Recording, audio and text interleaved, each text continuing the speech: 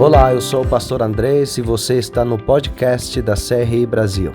Eu quero te convidar a ouvir a segunda parte da mensagem O Espírito Santo na Igreja. Eu tenho certeza que Deus irá abençoar a sua vida e acender a chama no seu coração pela presença de Deus. Não se esqueça de nos seguir nas nossas redes sociais, @CRI Brasil. Deus te abençoe. Para quem veio domingo passado, eu comecei a falar a respeito do Espírito Santo na igreja. Amém? Nós vamos continuar. Quantos querem mais do Espírito Santo? Abra sua Bíblia aí no livro de Atos, por favor. Livro de Atos. Domingo passado nós começamos a ler a partir do versículo 1, do capítulo 1, mas hoje nós vamos ler o capítulo 2. Vamos focar no capítulo 2. Amém? Todos conectados? Estamos ao vivo? Já veio né? Quem quiser compartilhar também essa transmissão ao vivo na nossa página do Facebook, já pode compartilhar.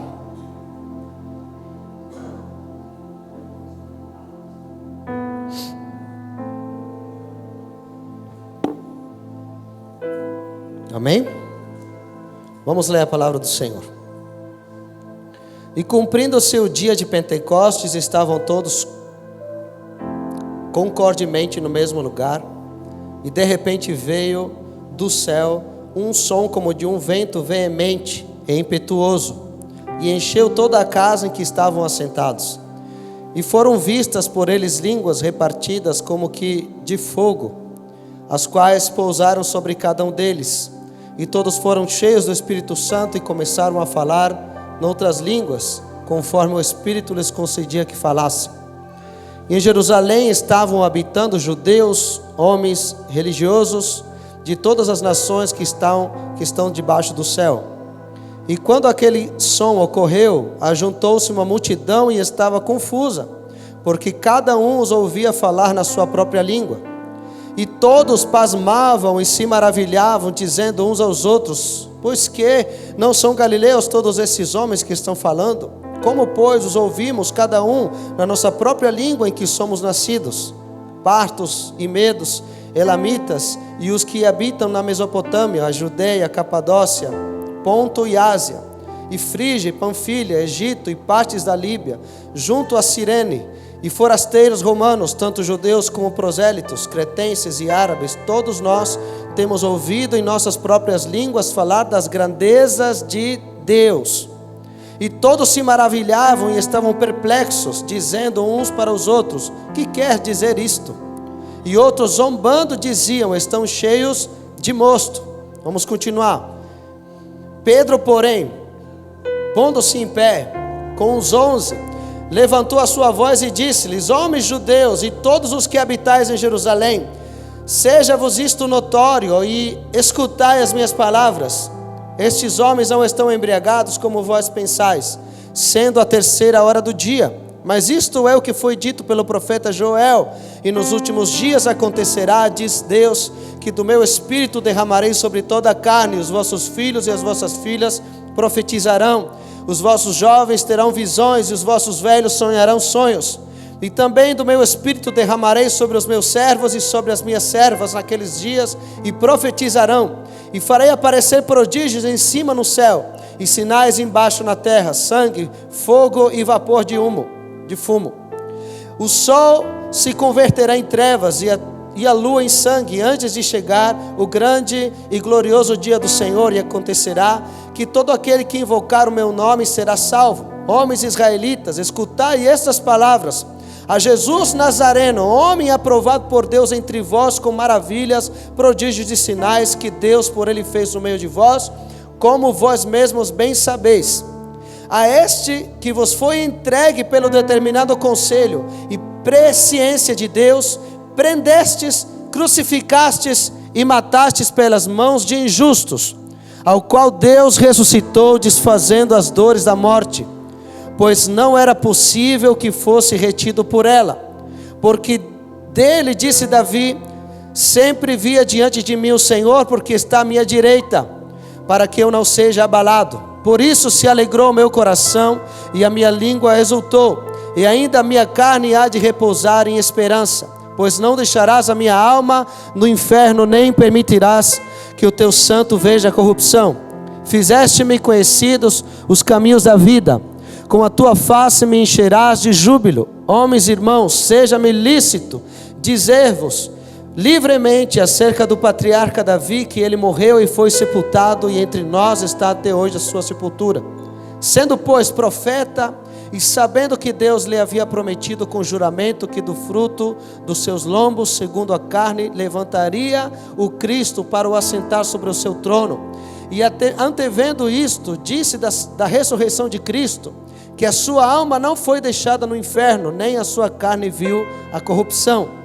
Deus o ressuscitou, e a este Jesus, do que todos nós somos testemunhas, de sorte que, exaltado pela destra de Deus, e tendo recebido do Pai a promessa do Espírito Santo, derramou isto que vós agora vedes e ouvis. Porque Davi não subiu aos céus, mas ele próprio disse o Senhor ao meu Senhor: assenta-te à minha direita, até que ponha os teus inimigos por escabelo dos teus pés.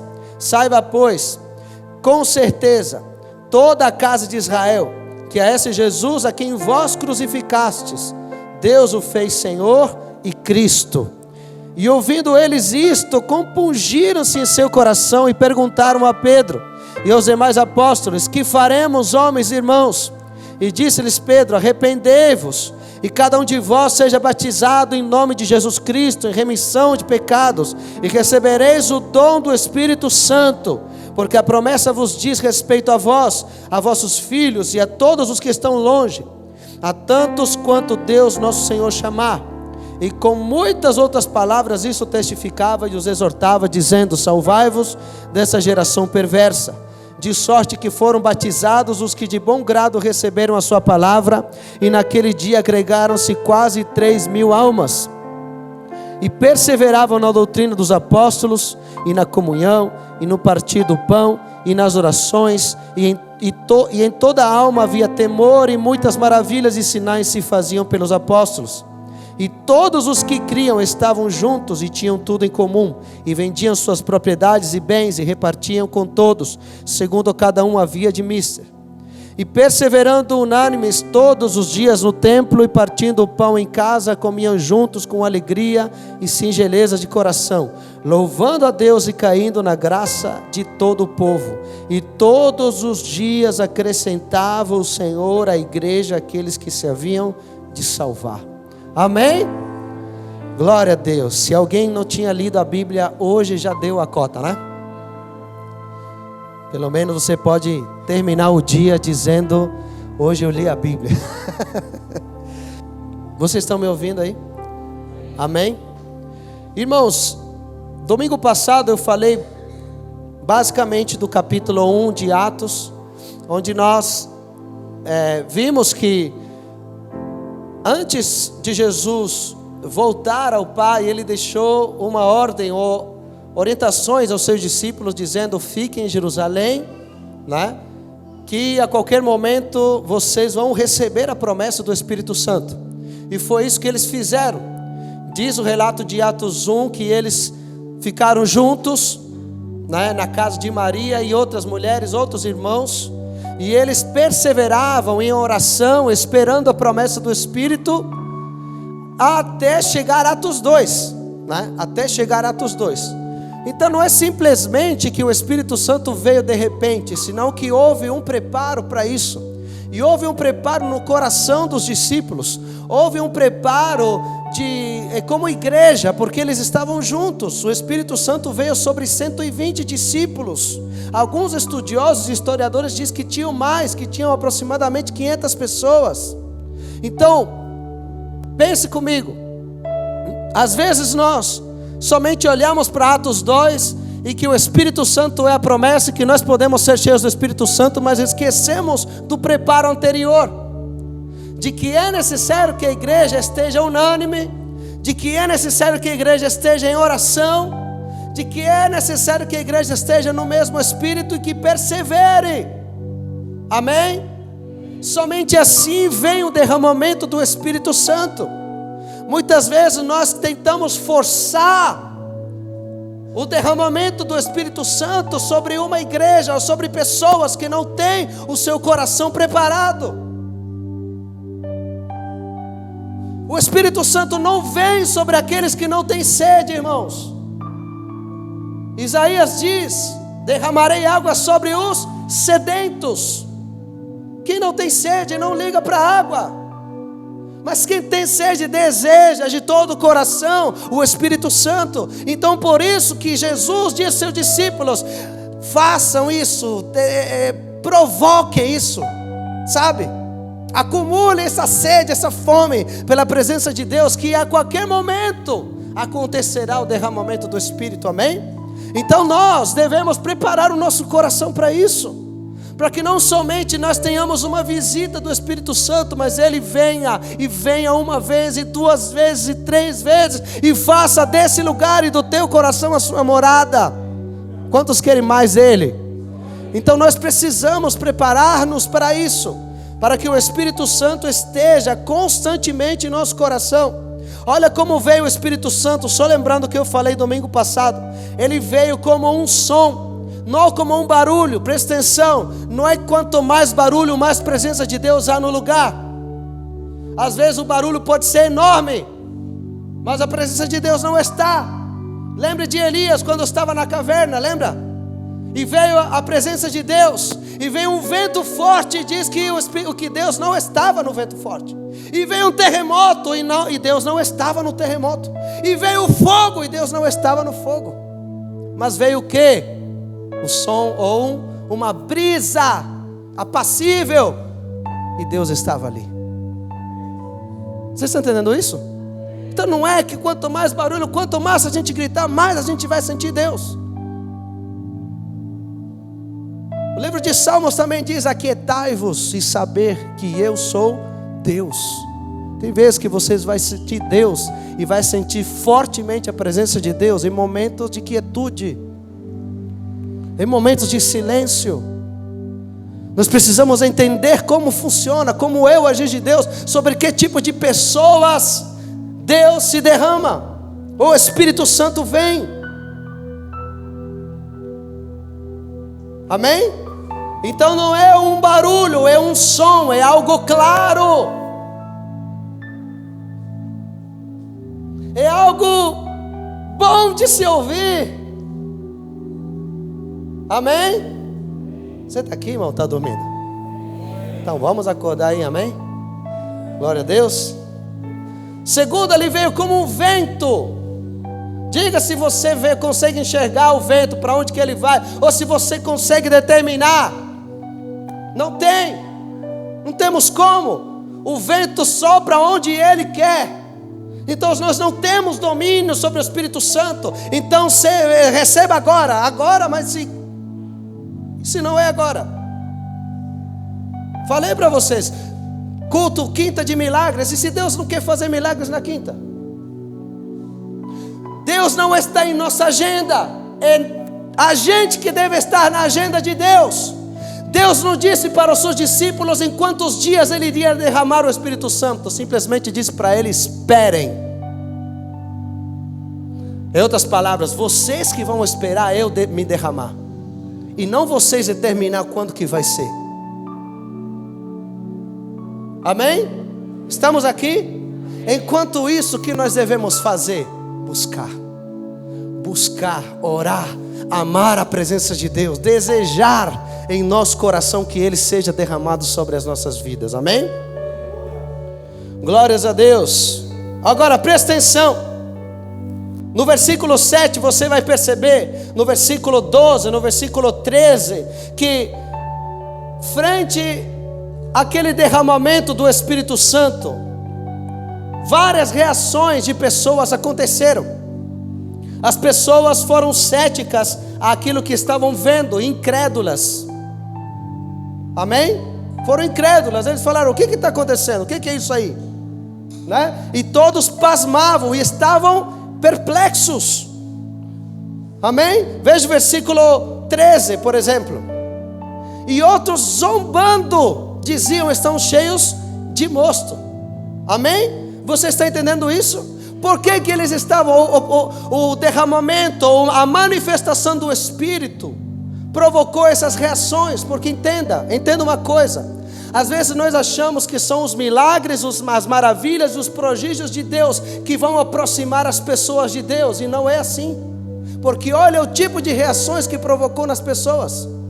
Eles viram a manifestação do Espírito, alguns ficaram perplexos, outros assustados, outros céticos, incrédulos, e outros ainda zombaram. Então não é uma manifestação externa que vai atrair as pessoas para Cristo.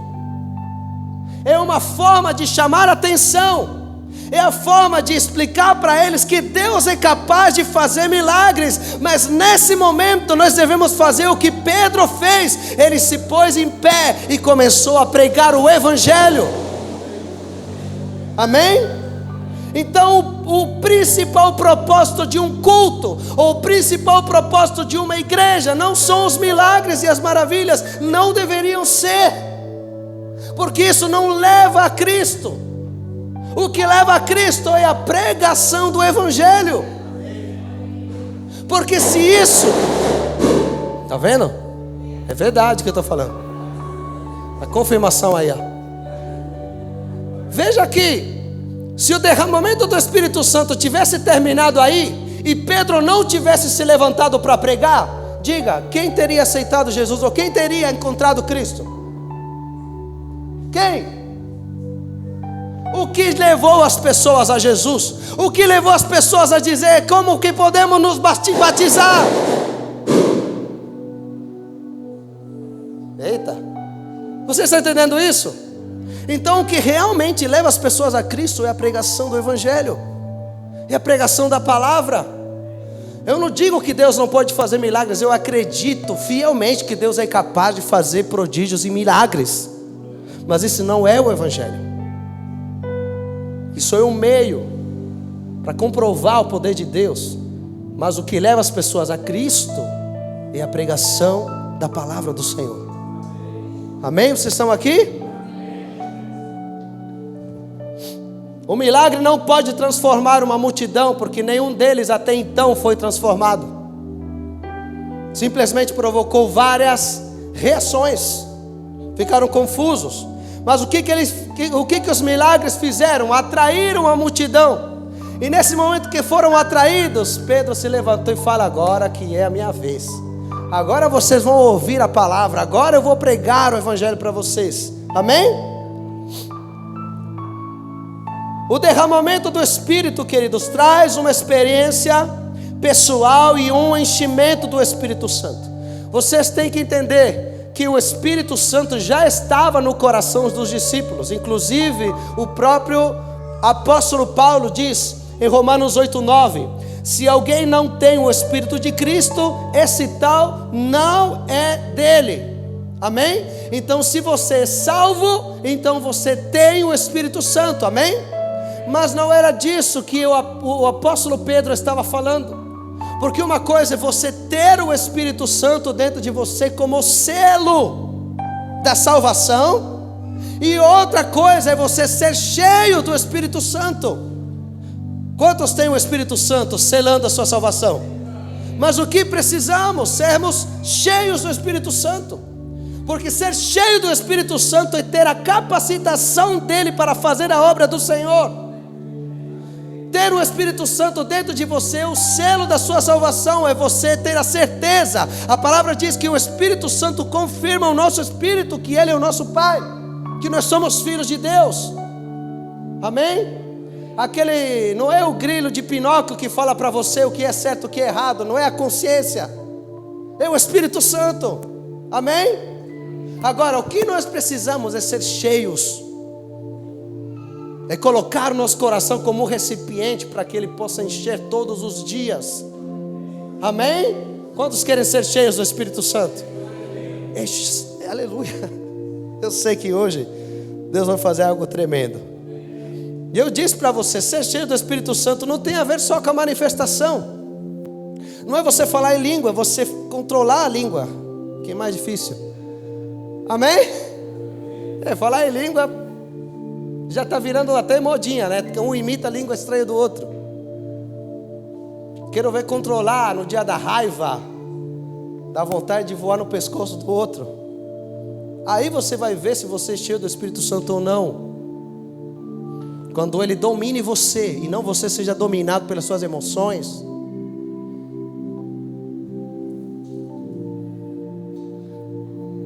Deixa eu falar outra coisa, mano. Amém? Você está aqui? Então estamos falando algo distinto da regeneração. Estamos falando algo diferente do selo do Espírito Santo. Estamos falando do enchimento do Espírito Santo, de receber o dom do Espírito, amém?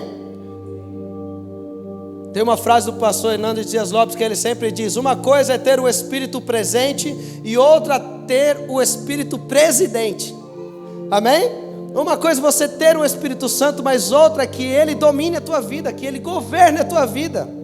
Isso que nós precisamos. O enchimento do Espírito Santo é para isso, para ser dominado, possuído pelo Espírito em todas as nossas decisões e em toda a nossa vida. Quantos querem isso? Amém? Agora, a experiência com o Espírito Santo nos leva a engrandecer o nome do Senhor sempre, e não a engrandecer a si mesmo. Até as línguas que eles estavam proferindo naquele momento falavam das grandezas de Deus, porque todos os que estavam ao redor de todas as nações falavam: poxa, não são esses judeus, né? Não são esses galileus, e a gente está ouvindo falar das grandezas de Deus em nossa língua.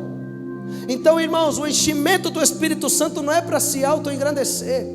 O enchimento do Espírito Santo é para declarar as grandezas do Senhor, é para glorificar o nome do Senhor. Então, se alguém que diz ter ou ser cheio do Espírito Santo, mas engrandece a si mesmo, esse tal não é cheio do Espírito, porque não tem como ser cheio dele e engrandecer o homem.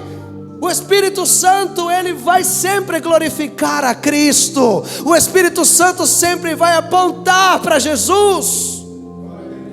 Amém?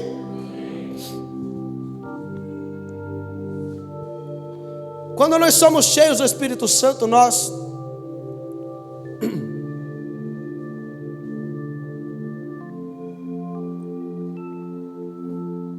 temos autoridade para pregar a palavra, amém? E ele já tinha dito, Jesus já tinha dito em Atos 1:8: recebereis poder quando vier sobre vós o Espírito Santo, e sereis as minhas testemunhas. Então já havia um objetivo, já havia um propósito. Não é você sentir aquele calorzinho simplesmente, não, vocês vão usar aquilo. Vocês vão ser cheios com um propósito, e o propósito é ser testemunha de Cristo. O propósito é pregar a palavra com autoridade e ousadia. É para isso que nós somos cheios, não para nosso próprio benefício, mas sim para que o nome dele seja glorificado e conhecido em todo lugar. Amém? Tanto é que a prova disso é que logo após o derramamento do Espírito Santo, o que acontece? A pregação. Pedro se levanta e começa a pregar. E o sermão dele, irmão, é tremendo. Eu fiz questão de ler ele todo. Claro que não dá para desmiuçar ele parte por parte por causa do tempo, mas em essência a gente poderia dizer que é um sermão completamente cristocêntrico. Então o enchimento do Espírito Santo tem que nos levar à pregação de Cristo, tem que nos levar, irmãos, é complicado, né? Complicado dizer o que eu vou dizer, mas não tem como a gente falar do poder do Espírito Santo num ambiente onde o homem é constantemente exaltado, sabe? Onde o foco são as pessoas. Amém? E receba a sua vitória, que vai chegar, que está chegando, que está vindo por aí. Irmão, tudo bem que Deus nos dá a vitória, mas o enchimento do Espírito Santo para glorificar o nome de Cristo. Leia, releia o sermão de Pedro, justamente depois de ser cheio do Espírito Santo. Ele não falou a respeito das necessidades das pessoas que estavam ali, com certeza tinha muitas, mas ele falou de Cristo, irmãos, porque entenda bem, se você tem Cristo, você tem tudo. Se você tem Jesus, então isso é suficiente para você e para mim. Se nós buscarmos primeiramente o seu reino, então Ele se preocupará das demais coisas na sua vida. A mensagem de Pedro foi completamente cristocêntrica. Ele começa já no versículo 23 falando da morte de Cristo. Literalmente, começa falando da cruz de Cristo. A cruz de Cristo não foi um acidente, a cruz de Cristo foi parte do plano de Deus. Não foram os judeus que mataram Jesus, não foram os soldados romanos que pregaram, não foi as autoridades religiosas ou políticas daquele tempo, senão foi o próprio plano de Deus, e foi por amor a você e a mim. Essa é a pregação que deve permear a nossa vida. Se você é cheio do Espírito Santo, então você tem que falar de Cristo o tempo todo. A igreja deve falar de Cristo o tempo todo. Amém? No versículo 24, no 32, ele fala da ressurreição de Cristo. Olha a sequência que ele tem. Ele fala da sua morte, ele fala da sua ressurreição. E nós precisamos focar nisso, não somente na Páscoa. Nós precisamos falar disso. É todo ano. Dizer que nós não adoramos a um Jesus que está pendurado em um madeiro com cara de sofrimento. Nós adoramos um Jesus que já não está mais ali, mas Ele está sentado à destra de Deus Pai, vestido de glória e majestade, e Ele reina para sempre. Nós não devemos ter medo de pregar a Jesus, que Ele foi morto e que Ele ressuscitou ao terceiro dia, e esse é o motivo da nossa vida. Amém? No versículo 33 ele começa a exaltar a Cristo, que ele voltou ao céu triunfante e se assentou no trono, e Ele reina, e Ele também um dia voltará. Quantos creem nisso? Em breve Ele voltará. Amém? Estamos preparados para isso? E se Ele voltasse agora, para onde nós iríamos?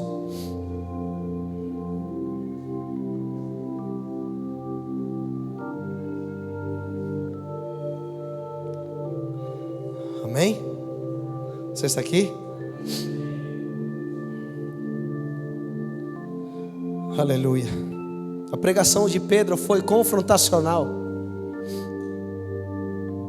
Às vezes nós esperamos uma pregação que só acaricia o nosso ego, ou os nossos próprios sofrimentos.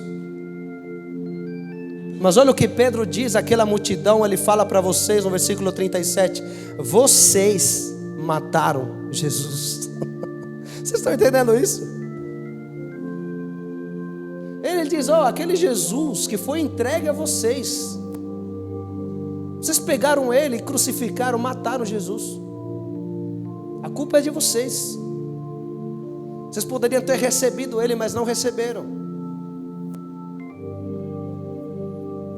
A pregação vem para confrontar o nosso coração, porque é isso que nos faz mudar. Não é aquilo que nos deixa no mesmo lugar, aquilo que nos tira do lugar, aquilo que nos tira da zona de conforto, aquilo que nos faz refletir, aquilo que nos faz pensar a respeito da nossa condição e da nossa vida, aquilo que mostra o nosso erro, aquilo que confronta, sabe? Nós precisamos disso.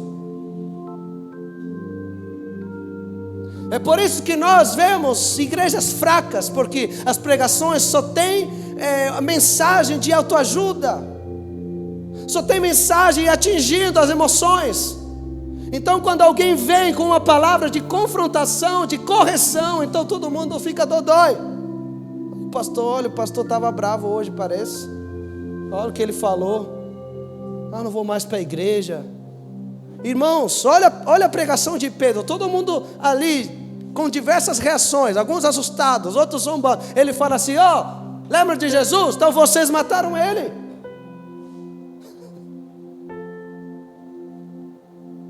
Em outras palavras, vocês não são nenhum inocente. Vocês não são nenhum coitadinho. Vocês estão perdidos. Vocês precisam de salvação.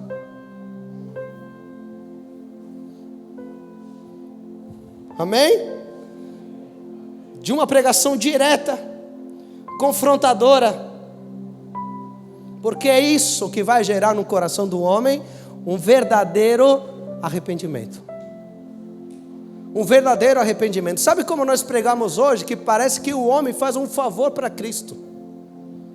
Não, venha para Jesus, Jesus te ama. Não, irmão, se não fosse por Ele, nós estávamos mortos nos delitos e pecados.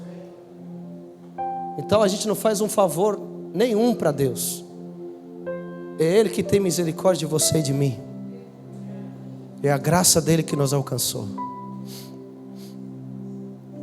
Você não faz um favor para Jesus vindo para a igreja. Você não pode voltar para cá. Não, estou indo para a igreja, fui no domingo para a igreja, então posso ficar em paz durante a semana. Não, de jeito nenhum. Você precisa de Deus todos os dias e se arrepender todos os dias, buscar a Deus todos os dias, porque todos os dias você peca.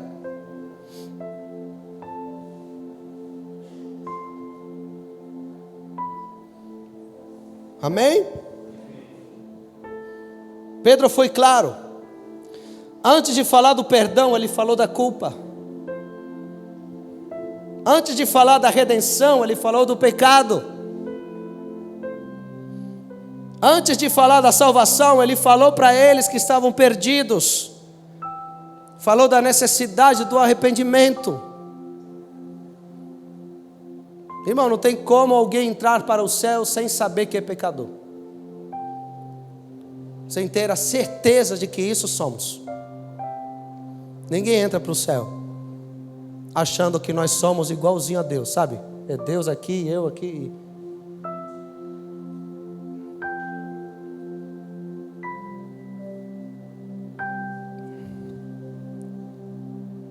Mas ao mesmo tempo que ele falou do arrependimento, que ele falou da necessidade de ter consciência do nosso pecado, ele falou da promessa do Espírito Santo. Então, irmãos, não podemos deixar uma fora da outra. E é assim que nós entendemos os grandes avivamentos. Não é somente as manifestações do Espírito, porque elas jamais serão acompanhadas de forma genuína, sem antes ter um arrependimento genuíno em nossa vida. Grandes avivamentos aconteceram porque um grupo, muitas vezes pequeno, de pessoas reconheciam o seu estado de pecado diante de Deus, choravam pelos seus pecados, se arrependiam de todo o coração. Então o Espírito Santo veio sobre eles de uma forma poderosa.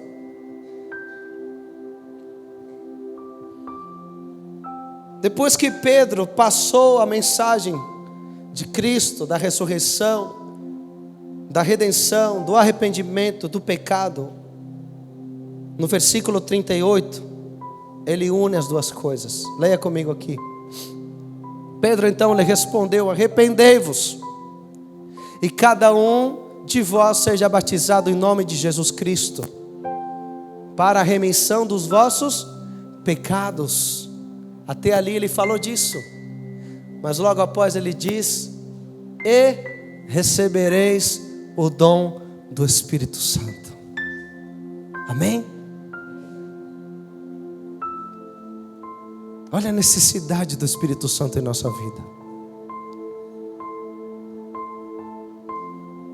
Somos perdoados quando há um arrependimento genuíno. Mas depois disso vem o Espírito Santo sobre nós para encher a nossa vida, para nos capacitar para fazer a sua obra, para que Ele reine em nós, para que Ele ocupe todo o espaço dentro do nosso coração, para que cada dia o espaço para o pecado dentro da nossa vida diminua. e haja espaço para a presença de Deus, para a voz de Deus, para as coisas do Espírito.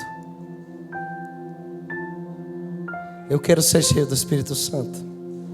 Quantos querem ser cheios do Espírito Santo? Amém? Glória a Deus. Glória a Deus. Chegamos no versículo 42, irmãos. E aqui eu quero passar para vocês o que significa que uma igreja seja cheia do Espírito Santo. O que significa que o Espírito Santo tenha uma ação direta na igreja? Eu já contei para vocês, muitas pessoas chegam aqui, já falaram para mim, no início falavam assim: pastor, eu não gostei da CRI porque achei essa igreja uma igreja tão fria. Às vezes eu não tenho o que falar, mas muitas vezes eu penso, qual será o conceito, que nós temos de uma igreja espiritual? Qual é o conceito de uma igreja espiritual? O livro de Atos, ou o capítulo 2 de Atos, nos mostra a sequência do derramamento, da preparação para o derramamento, do derramamento em si, do efeito na vida pessoal e do efeito na vida coletiva. Essa é a sequência do capítulo 1 e 2. Então, a partir do versículo 42 até o versículo 47, nós vemos como é ou como deveria ser uma igreja cheia do Espírito Santo. E perseveravam. Está falando de quem aqui? Da igreja. Amém? No plural. E perseveravam na doutrina dos apóstolos. Então, primeira coisa, a igreja que é cheia do Espírito Santo tem compromisso com a palavra de Deus. Você está aqui, irmão? A igreja que, irmãos, não tem esse negócio. Eu só gosto do manto, não gosto de ler a Bíblia. Não existe isso. Não existe. Eu já fui a uma igreja que falaram para mim: pastor, sabe, aqui a gente gosta de testemunho, sabe, não gosta muito de Bíblia. Eu falei: vou pregar o quê então? Pegou o Alcorão?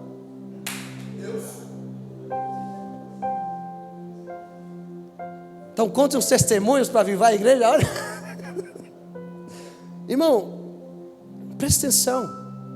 A igreja cheia do Espírito é uma igreja que tem compromisso com a palavra de Deus. Irmão, porque se nós não temos conhecimento da palavra, nós não saberemos quais são os limites do Espírito, ou daquilo que é espiritual e daquilo que é carnal.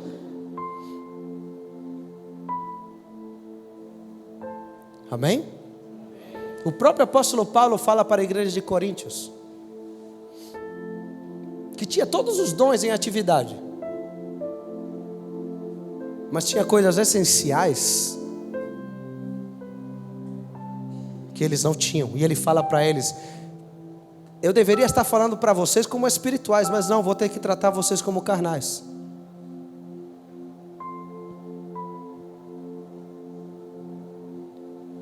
Amém? Então a igreja, irmãos, nós devemos ter um compromisso com a palavra, com o estudo da palavra, com a meditação da palavra, com a pregação da palavra daqui.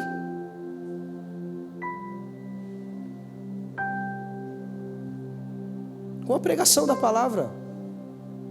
Nós não vamos falar aqui o que não é da palavra. Nós temos que ter um compromisso com a palavra. Quantas vezes você lê a Bíblia? Quantas vezes você estuda, você medita na palavra? Quantas coisas daquilo que você retém da Bíblia você anota? Você tem um caderno devocional. Faça suas anotações, faça os seus próprios estudos. você vai ver que a palavra se tornará tão grande para você que os seus problemas ficarão pequenos demais. Você irá entender o tamanho de Deus e os seus problemas serão esquecidos. Porque você vai entender quem é Deus.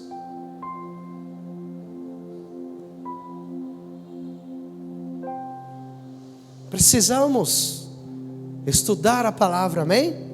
Que a palavra esteja gravada em nosso coração e esteja em nossa meditação todos os dias.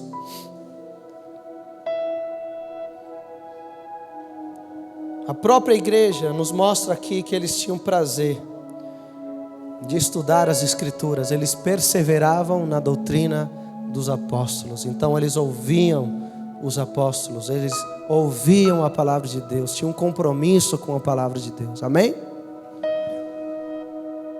Segunda coisa, uma igreja cheia do Espírito Santo também tem uma vida de oração. Vamos inverter um pouco a ordem. De oração. Eles perseveravam nas orações.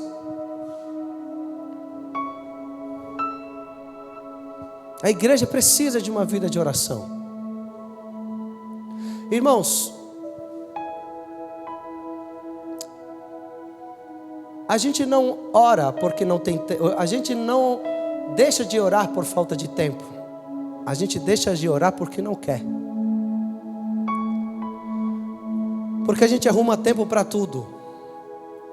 E a gente sempre faz ajustes em nossa vida, ou mexe de um lado de outro, para fazer o que a gente precisa.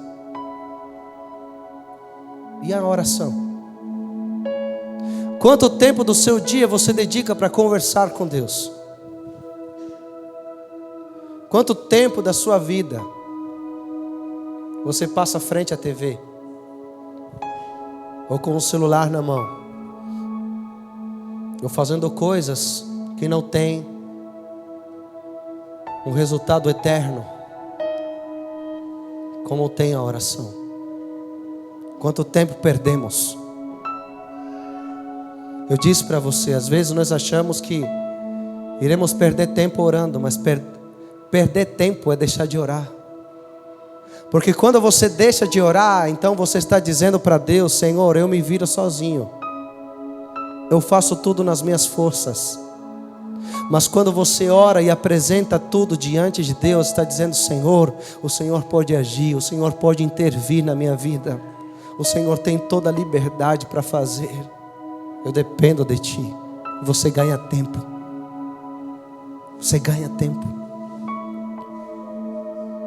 Se você não tem esse desejo, peça a Deus com desespero. Peça a Deus essa fome, essa necessidade pela oração.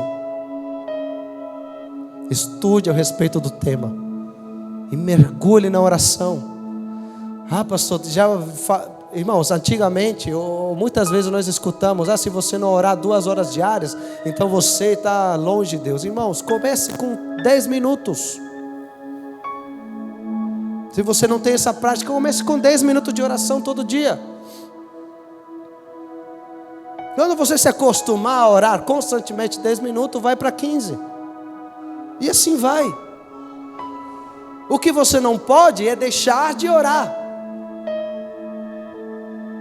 Mais importante que a quantidade é a frequência. É o contato que vocês têm que ter com Deus. É a vida de oração que nós devemos cultivar, tanto individualmente, mas também como igreja. Amém? É por isso que eu espero todos um domingo de manhã, amém? Oh, glória a Deus. Tem alguns que falam: poxa, pastor, esqueci, fiquei dormindo. Agora eu vou mandar uma mensagem em todos os grupos da igreja, né? Com um trompete assim, sabe? Acorda, tu que dormes. E busquemos a Deus juntos, irmãos. Busquemos a Deus. Uma igreja cheia do Espírito Santo, então, tem compromisso com a palavra, tem compromisso com a oração. Amém? Terceiro, a igreja cheia do Espírito Santo tem profunda comunhão. Profunda comunhão. Uma igreja cheia do Espírito, uma igreja onde os irmãos se amam, onde os irmãos gostam de estar juntos, onde os irmãos partilhavam, aqui nós vemos na palavra, partilhavam seus bens, gostavam de estar na igreja. Se você vê o versículo 46, gostavam de estar na igreja e gostavam de estar nos lares, perseveravam unânimes todos os dias no templo. Quem não gosta de estar no templo, não vai todo dia. Amém?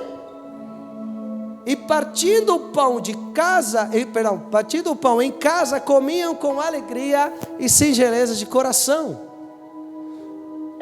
Já a comida faz parte da vida do crente, né? Então nós devemos fazer isso, irmãos, estar juntos na igreja, e ter alegria de estar na igreja, e ter prazer de estar com os irmãos,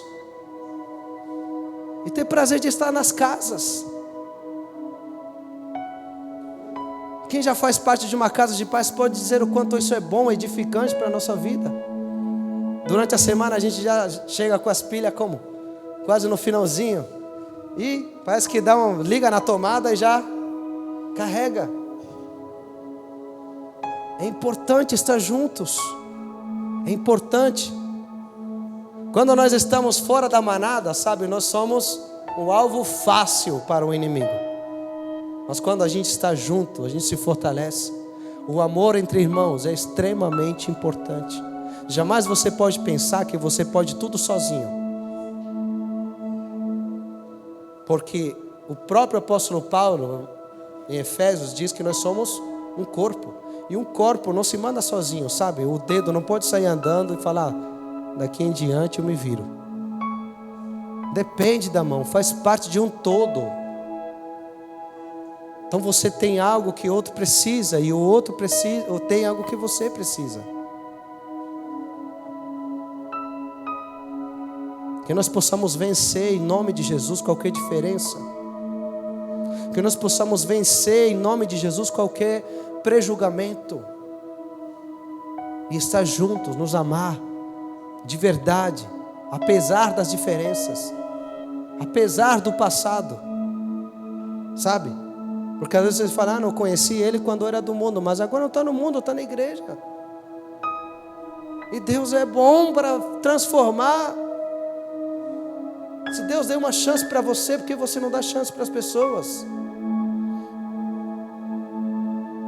Amemo-nos uns aos outros. Deus não olha para o teu passado, por que nós olhamos para o passado dos outros?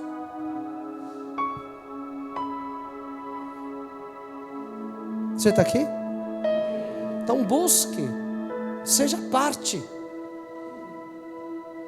Já ouvi pessoas falar: ninguém, eu não consigo me enturmar na igreja. Mas você não vem? Venha, faça parte. Seja aqui, a gente vai se conhecer e você vai ter bons amigos, irmãos você vai ter. O livro de Provérbios diz: quem quer amigo, seja amigo. Então quem vai querer ser amigo de alguém que termina o culto, vai embora, não quer cumprimentar ninguém, fecha a cara? Seja amigo, sorria para as pessoas, dê um abraço, cumprimente. Você viu um visitante hoje? Não vai embora do culto sem dar um abraço, sem dizer para ele: seja bem-vindo, Deus te abençoe, que bom que você está aqui. É sério. Às vezes nós criamos os grupinhos, né? Termina o culto, vou lá com o meu grupinho. Irmão, você é corpo, você não é só cabeça ou só braço. Fazemos parte de um mesmo corpo.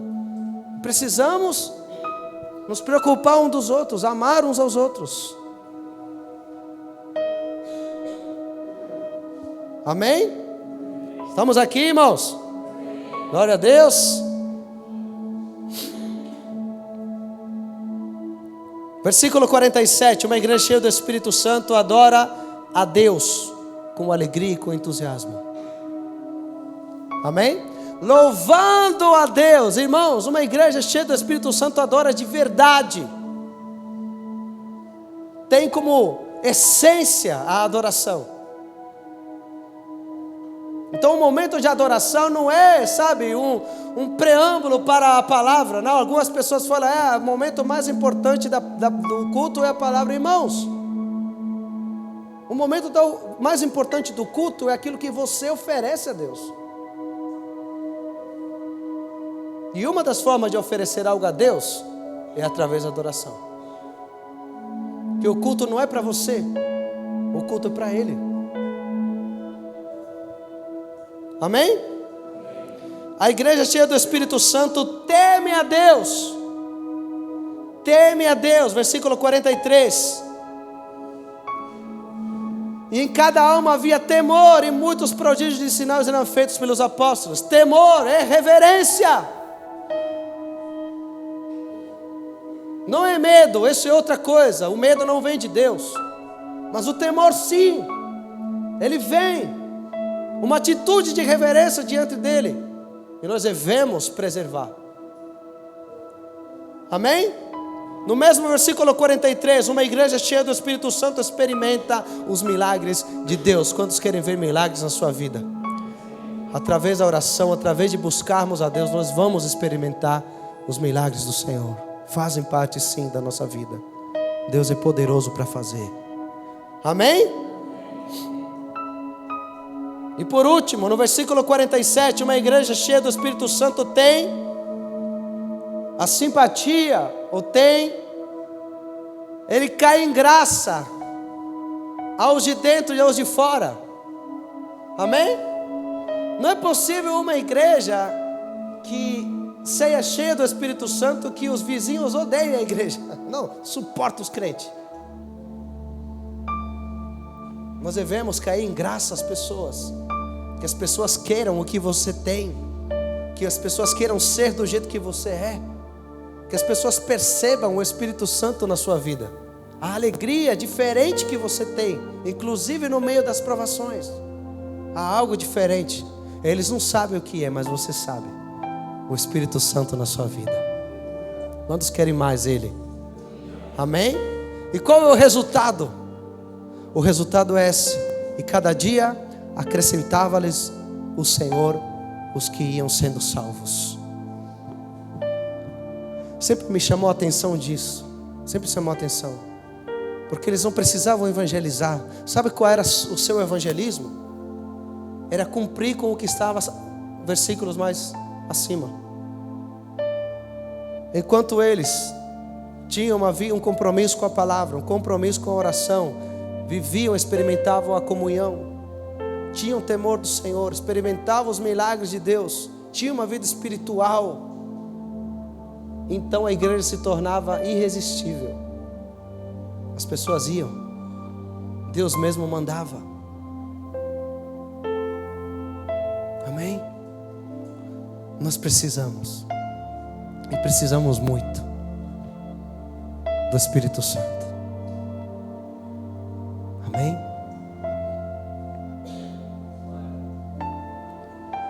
Quantos têm sede dele? Tem vezes na nossa vida que as circunstâncias, as experiências, as provações parece que roubam de nós aquele desejo, né? Aquela fome por Ele, aquela reclamação que Jesus fez para a igreja de Éfeso. Sair fora, né? Ele disse: eu conheço as obras de vocês, mas eu tenho uma coisa contra vocês, que vocês abandonaram o primeiro amor. Vocês perderam o primeiro amor.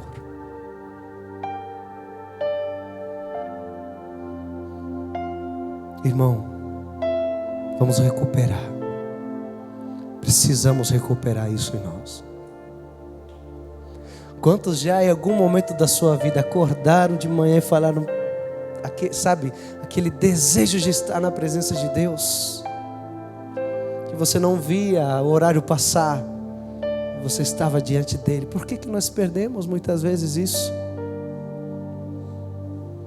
Perdemos a essência da vida cristã. Precisamos voltar às veredas antigas, aos rudimentos, como disse o autor de Hebreus. Voltar a buscar a Deus com paixão, com dedicação. Amar a Deus assim como Ele nos ama.